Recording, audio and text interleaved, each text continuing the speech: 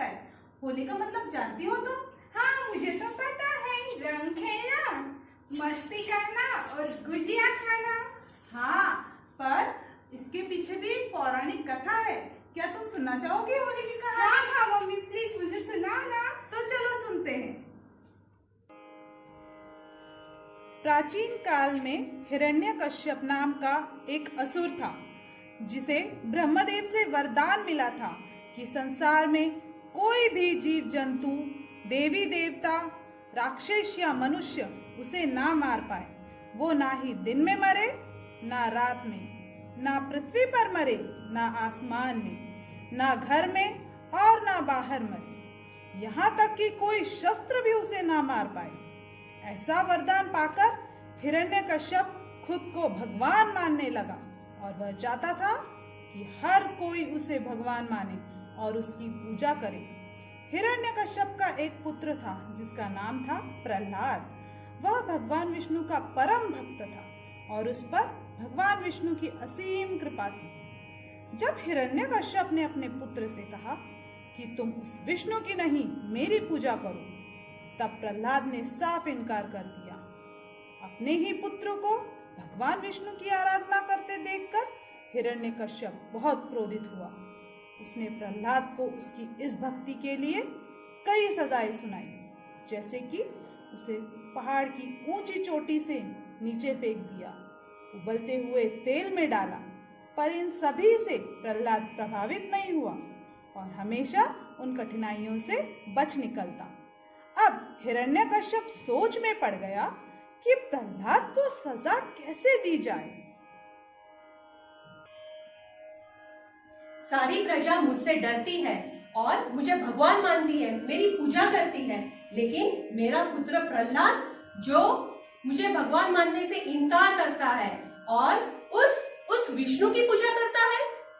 स्वामी, प्रहलाद हमारा पुत्र है, उसके साथ ऐसे कठोर व्यवहार ना करें। मैं उसे समझाऊंगी, वो मेरी बात जरूर मानेगा।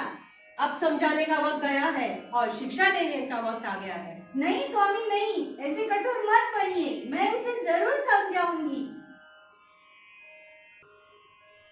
हिरण्यकश्यप चिंतित था कि प्रहलाद को किस प्रकार सजा दी जाए। तभी वहां उसकी बहन होलिका आई। क्या हुआ भैया, आप बहुत ही चिंतित प्रतीत हो रहे हो। मुझे प्रहलाद को शिक्षा देनी है, लेकिन समझ नहीं पा रहा हूँ कैसे शिक्षा दूं। लेकिन आप तो सर्वशक्तिमान हो, फिर प्रहलाद को शिक्षा देने के लिए इतनी चिंता। मैंने उसको कई शिक्षाएं दी, लेकिन हर बार वो बच निकला। लेकिन इस बार नहीं बचेगा भैया, क्योंकि मैं स्वयं उसको शिक्षा करने वाली हूँ। क्या तुम उसको शिक्षा दोगी? लेकिन हमें यह कार्य बहुत जल्द से जल्द करना होगा। हाँ भैया, आने वाली फाल्गुन पूर्णिमा को ही मैं प्रहलाद को शिक्षा करने वाली हूँ, जिसमें प्रहलाद जलकर भस्म हो जाएगा। वो कैसे? आने वाली फाल्गुन पूर्णिमा को आप सैनिकों द्वारा लकड़ियों का ढेर लगवा दीजिए। उस पे मैं प्रहलाद को लेकर बैठ जाऊंगी और आप बाद में उसे आग लगवा दीजिए, जिसमें प्रहलाद जलकर भस्म हो जाएगा और आपकी चिंता भी दूर हो जाएगी। लेकिन इससे तो तुम्हें भी हानि होगी। नहीं भैया, क्या आप भूल गए?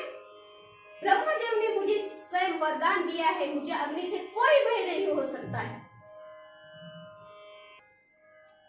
तय किए गए तिथि पर सारी तैयारियां की गई, लकड़ियों का ढेर लगवाया गया और सभी वहां एकत्रित हुए और प्रहलाद को बुलाया गया।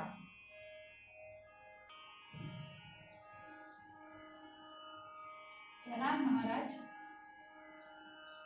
प्रणाम माते, प्रणाम बुआ।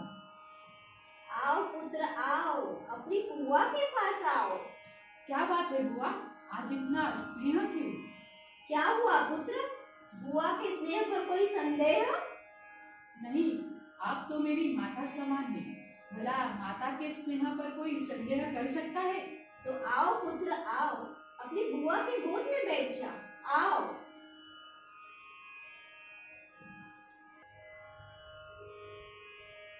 इन लकड़ियों के ढेर को आग लगाई जाए।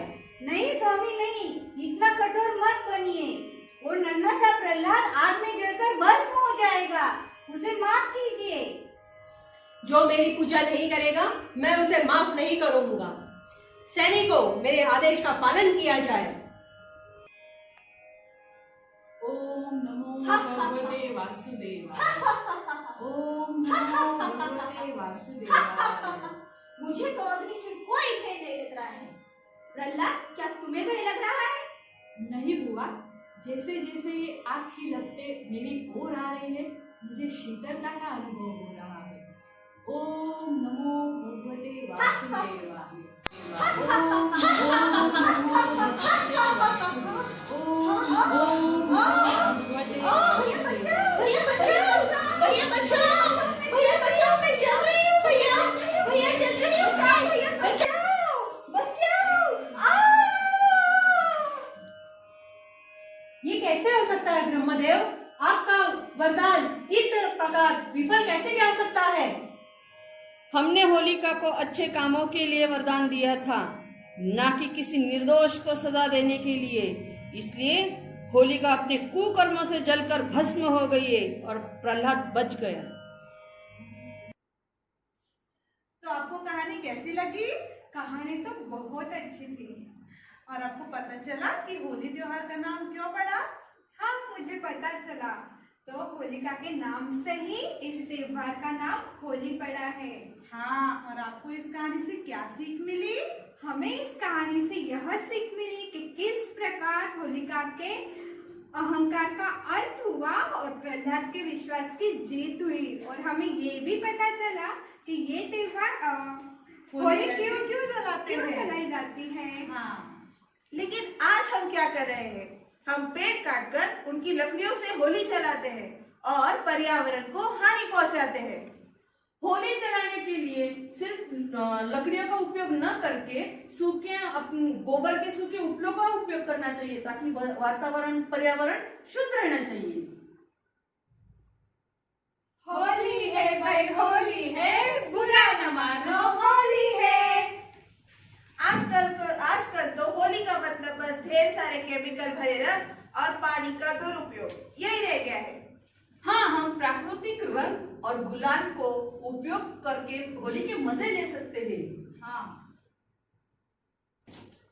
हाँ, हमारे देश में होली विभिन्न रूप में मनाई जाती है, जैसे महाराष्ट्र में शिमगा और रंग पंचमी, उत्तर प्रदेश की लठमार होली, बरसाने की फूलों वाली होली और पंजाब में होला मोहल्ला। ऐसे विविध रूप में होली मनाई जाती है। बहुत से राज्यों में इसे दो दिन तक मनाया जाता है। पहले दिन होली दहन और दूसरे दिन रंगों वाली होली। तो चलो हम सब प्राकृतिक रंग के साथ और पर्यावरण का ध्यान रखते हुए होली मनाते हैं। आप सभी को होली की ढेर सारी शुभकामनाएं। गुलाबी लाल